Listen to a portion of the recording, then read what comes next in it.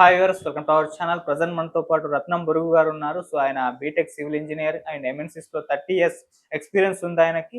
అలాగే ఎల్జేడి నాయకుడు శరత్ యాదవ్ అండ్ జావేద్ రాజా గారి ప్రియ శిష్యులు కూడాను. సో మామూలుగా ఆయన లోకల్ నాన్ లోకల్ అన్నింటిలో కూడా బిల్డింగ్స్ కట్టేస్తారు. ఇక ఆ పని ఆపేసి మెరుగైన సమాజం కోసం పాటుపడుతున్నారు. ఒకసారి ఆయన జర్నీ గురించి చూసాం కదా, ఒకసారి మాట్లాడే ప్రయత్నం అయితే చేద్దాం ఆయనతో. సార్ నమస్కారం. సార్ నమస్కారం సార్, ఇండియన్ పాలిటిక్స్ పైన ఒక బిగ్గెస్ట్ విమర్శ ఏంటి అంటే సార్, వీళ్ళు క్యాస్ట్ పరంగా, రిలీజియన్ పరంగా వాళ్ళని డివైడ్ చేసేసి ఓట్ల చీల్స్తూ వాళ్ళే కంటిన్యూ అవుతున్నారు అన్న ఒక విమర్శ అయితే వినిపిస్తుంది సార్. దీన్ని ఏ విధంగా చూడొచ్చు? ఇది నిజం అంటారా? మీరేం చెప్తారు? ఇది రాజకీయ కుట్ర. ఈ ఇండియన్స్ ని 97% భారతీయులు, 3% విదేశీ యూరోషియన్ ఆర్యన్ల చేత పాలించబడుతున్నారు.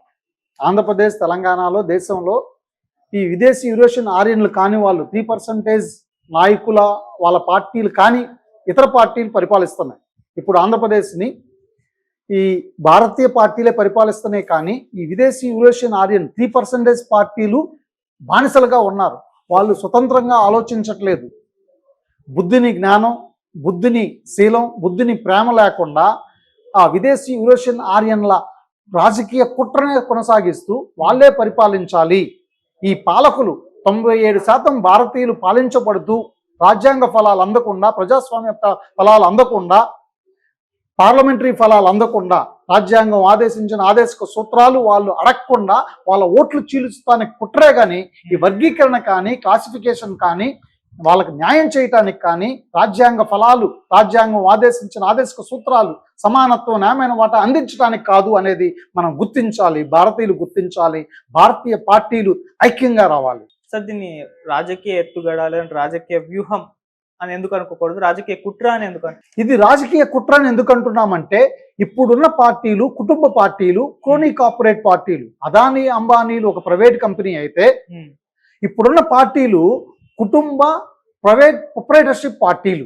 ఇవి వాటంతటా వాటికి మెజారిటీ లేవు. ప్రజాస్వామ్యంలో ఓట్లు ఎక్కువ ఎవరైతే అయితే వాళ్ళే పరిపాలించాలి. కానీ తక్కువ ఓట్లున్న కులాలు, తక్కువ ఓట్లున్న కులాలు, ఆ కులాల పార్టీలు, ఆ కుటుంబ పార్టీలే పరిపాలిస్తానన్నాయి. అది కొనసాగించటానికి ఎక్కువ ఓట్లున్న ఓటర్లను చీల్చడానికి దీనికి తీసుకొచ్చారు. కాబట్టి మేమేమంటామంటే, అసలు పరిష్కారం ఏంటంటే, ఫస్ట్ ఓసీల వర్గీకరణ, ఓసీల క్లాసిఫికేషన్ జరగాలి. జరిగితే ఏమైద్ది? భారతీయులైన ఓసీ శూద్రులు, కాపు, రెడ్డి, కమ్మ, వెలమ ఓసీ శూద్రులకు వ్యవస్థలో న్యాయమైన వాటా అందుతుంది. చదువులో, ఉద్యోగాలలో, పార్లమెంట్లో వాళ్ళకి సమాజంలో సమానత్వం వస్తుంది. వాళ్ళకి గ్రేడెడ్ డిగ్రేడేషన్, వివక్ష, అంటరానితనం తగ్గిపోయిద్ది, సమసిపోయిద్ది. ఓకే. రెండవదిగా ఎస్సీలను వర్గీకరిస్తే, క్రీమీ లేయర్ పెడితే, అది బీసీలకైనా భారతీయులందరికీ కూడా క్రీమీ లేయర్ కానీ వర్గీకరణ క్లాసిఫికేషన్ జరపాలంటే ఫస్ట్ ఎమ్మెల్యే ఎంపీలకి మొదట ఆరంభించండి. ఎస్సీ ఎస్టీలకు క్లాసిఫికేషన్ క్రీమీ లేయర్ని ఎమ్మెల్యే ఎంపీ అభ్యర్థులకి మనము నామినేషన్ వేసేటప్పుడు ఫస్ట్ ఆరంభించండి. అప్పుడు సమస్య పరిష్కరిస్తుంది, కానీ ఇప్పుడు ఉన్న పలంగా కాదు అనేది ఇంకొక పరిష్కారం అయితే. మూడవదిగా ఇది రాజకీయ కుట్రే. పంజాబ్లో కాంగ్రెస్ పార్టీ అకాలీదళని ఓడించలేక, అకాలీదళ మీద గెలవలేక, ఎస్సీలు మెజారిటీగా ఎక్కువ ఓట్లు ఉన్న వాళ్ళని చీల్చి పరిపాలించడానికే కాంగ్రెస్ పంజాబ్లో తీసుకొచ్చింది. ఆంధ్రప్రదేశ్లో, తెలంగాణలో, ఆంధ్రప్రదేశ్లో చంద్రబాబు తీసుకొచ్చి దోషులుగా విదేశీ యూరోషియన్ ఆర్యన్లు 3% ఉన్న భారతీయ పార్టీలకు బానిసగా చంద్రబాబు దీన్ని తీసుకొచ్చాడు. ఇది చంద్రబాబు చేస్తున్న పాపం. ఆ పాపాన్ని, ఆ శిక్షను చంద్రబాబు అనుభవిస్తాడు. సార్, దీనివల్ల అంటే ఈ డివైడ్ చేయడం, ఓట్లు చీలిక చేయడం వల్ల ఎటువంటి నష్టాలు ఉంటాయి? ఎటువంటి పర్యవసనాలు మనం ఫేస్ చేయాల్సి? భారతదేశంలో జరిగే నష్టం ఏంటంటే, విదేశీయులే మనల్ని పరిపాలిస్తూ ఉంటారు. విదేశీయులకు బానిసలుగా ఉన్న పార్టీలు, కుటుంబ పార్టీలు, ఈ క్రోనీ కార్పొరేట్ ప్రైవేటు ప్రొప్రైటర్షిప్ పార్టీలే పరిపాలిస్తూ ఉంటాయి. ప్రజలు అధికారంలోకి రాలేరు. అది ఒక నష్టం. రెండవ నష్టం, ఒక నూతన సమాజాన్ని రాజ్యాంగం ఆదేశించింది. 75 సంవత్సరాల తర్వాత కూడా ఒక నూతన సమాజం రాలేదు. కుల అసమానతలు లేని సమాజం నిర్మించబడలేదు. అది నిర్మించబడకుండా, సమానత్వం రాకుండా ఇలాగే ఉండిపోయింది. రెండో నష్టం, వ్యవస్థ నూతనపరచబడి అన్ని కులాలకు వ్యవస్థ అంతటిలో న్యాయమైన వాటాన్ని రావాలి. అది జరగకుండా అడ్డుకుంటుంది. అదే కాదు, అసలు ఇది ఎందుకు వచ్చిందంటే కుక్క పని గాడిద చేస్తుంది. సుప్రీంకోర్టు చట్టం చేయటం ఏంటి? 543 ఎంపీలని ప్రాతినిధ్యం వహిస్తున్న పార్టీలు గాడిదలు కాస్తున్నారా అంటే ఏమైంది ఇక్కడ? ఈ పార్టీలు కూడా భారతీయులకు రాజ్యాంగానికి వ్యతిరేకంగా నడుస్తున్నాయి, నిర్ణయాలు చేస్తున్నాయి. మీరు చట్టం చేయకుండా పార్లమెంట్లో జడ్జిల చేత చట్టం చేయించడం ఏంటి? జడ్జీలు ఎవరు చట్టం చేయటానికి? జడ్జీలు చేయాల్సిన పనేంటి? చేసిన చట్టాలు అమలవుతున్నాయా లేదా, రాజ్యాంగ ప్రకారం ఉన్నాయా లేవా అని తీర్మానించాలి. అది కాకుండా తప్పుడుగా రాజ్యాంగానికి విరుద్ధంగా, ప్రజాస్వామ్యానికి విరుద్ధంగా, అసలు భారతీయులకు విరుద్ధంగానే చేయడానికి కారణం కొలీజియం అక్కర్లేదు. జడ్జిల నియామకం యూపీఎస్సీలో ఐఏఎస్లు జరిపినట్లు భారతీయ కులాలందరికీ న్యాయమైన వాటా రావాలి. ఒక 10 కుటుంబాలు భారతదేశంలో సుప్రీంకోర్టులో, హైకోర్టులో జడ్జిలుగా ఉండటం ఏంటి? ఇది అంతమొందించాలి, కొలీజియం రద్దు చేయాలి. అదే సార్, మీరు మధ్యలో మాట్లాడుతూ ప్రజలు ఎప్పటికీ అధికారంలోకి రాలేరు అని ఒక వర్డ్ యూజ్ చేస్తారు. అంటే ప్రజలు అధికారంలోకి రావాలంటే ఏం చేయాలి? ప్రజలు అధికారంలో రావాలంటే భారతీయ పార్టీలను మనము ప్రోత్సహించాలి. భారతీయ పార్టీలలోనే చేరాలి, భారతీయ పార్టీలోనే పోటీ చేయాలి, భారతీయ పార్టీలకే ఓటేయాలి. ఓకే, అంటే ఇప్పుడు విదేశీ పార్టీలు ఉన్నాయి అని అంటారు సార్? అవును, భారతదేశాన్ని ఇప్పుడు పరిపాలిస్తున్న పాలకపక్షం విదేశీ పార్టీ, భారతీయ పార్టీ కాదు. వాళ్ళు యూరోషియన్లు, ఆర్యన్లు, విదేశీయులు 3% వాళ్ళు మన భారతదేశానికి వలస వచ్చిన వాళ్ళు. అలాగే విపక్షంలో ఉన్న పార్టీ కూడా భారతీయ పార్టీ కాదు. కాబట్టి భారతీయ పార్టీలు ఒక కూటమిగా, 3వ కూటమిగా ఆవిర్భవిద్దాం. భారతదేశాన్ని భారతీయులమే పరిపాలించుకుందాం. ప్రజలందరికీ సమాన మేలిమి, విద్య, వైద్యం, ఉద్యోగాలు, జీతాలు, యాజమాన్యం, ప్రభుత్వ సేవలు సహజంగా పరిపూర్ణంగా అందించడానికి భారతీయులమే భారతదేశాన్ని పరిపాలించుకోవటానికి ముందుకెళదాం.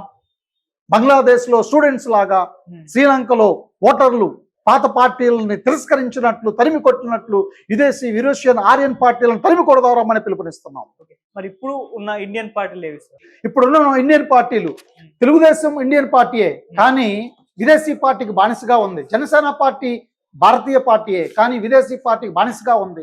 పాపం జగన్ కూడా భారతీయ పార్టీయే కానీ విదేశీ పార్టీకి, బీజేపీకి బానిసగా ఉండి మోసపోయాడు.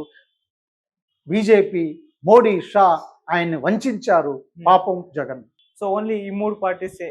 జేడీయూ భారతీయ పార్టీయే, నితీష్ కుమార్ పార్టీ కానీ బానిసగా ఉన్నాడు.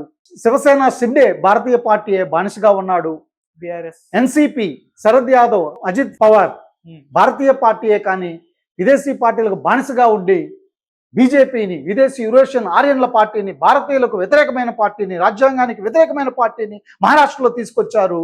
నితీష్ కుమారు, చంద్రబాబు, పవన్ కళ్యాణ్ ఈ విదేశీల పాలనను భారతదేశంలో కొనసాగటానికి సహకరించిన దుష్టులు వీళ్ళు చేసిన ఈ పాపానికి పరిహారం చెల్లించాల్సిందే. అంటే ప్రాంతీయ పార్టీలు అన్నీ కూడా ఇండియన్ పార్టీస్, నేషనల్ పార్టీస్ అన్నీ కూడా విదేశీ పార్టీస్ అని అనుకోవచ్చు సార్? అన్నీ కాదు. ఇప్పుడు ఎల్జేడి లోక్తాంత్రిక్ జనతాదళ్ జాతీయ పార్టీ, భారతీయ party. SP Akhilesh Yadav okay భారతీయ party.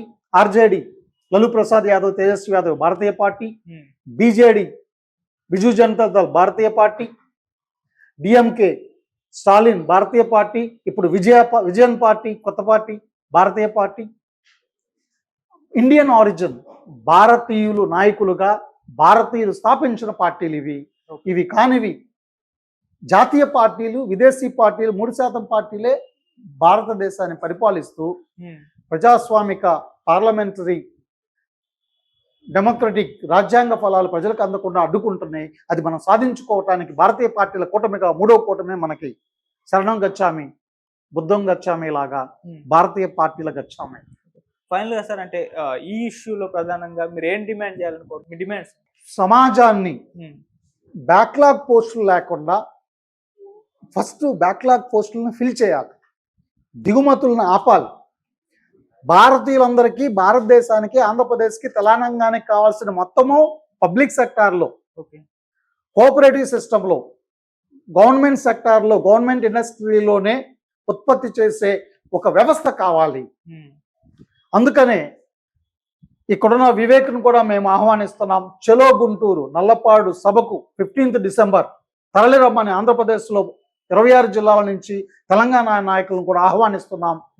బీసీలనైనా, ఎస్సీలనైనా, ఎస్టీలనైనా, OC శూద్రులనైనా creamy layer classification జరిపే ముందు ఓసీలను క్లాసిఫికేషన్ చేసి క్రీమీ లేయర్ వర్తించి ఓసీ శూద్రులు, కాపు, రెడ్డి, కమ్మ, వెలమలకు, ఈ భారతీయులకు, మహిళలకు న్యాయం చేయాలి.